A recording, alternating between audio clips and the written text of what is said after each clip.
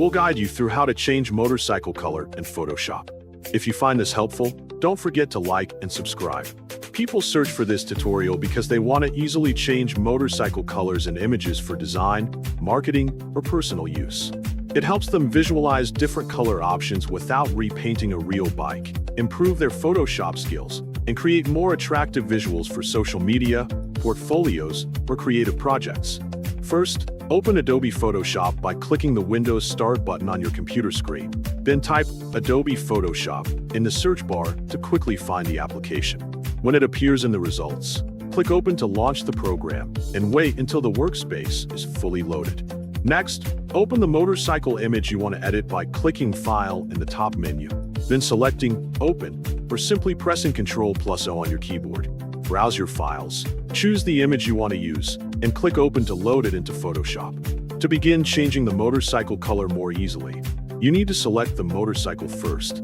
Move your cursor to the toolbar at the top and click Select, then choose Subject, which allows Photoshop to automatically detect and select the main object, in this case the motorcycle.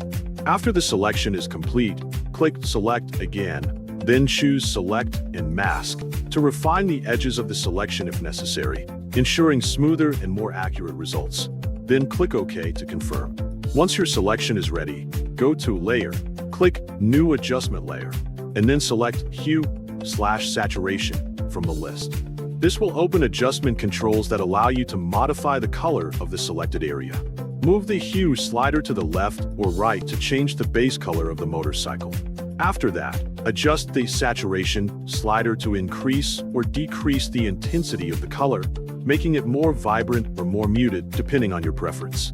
Then, adjust the lightness slider to control how bright or dark the color appears, helping you achieve a more realistic or stylized look.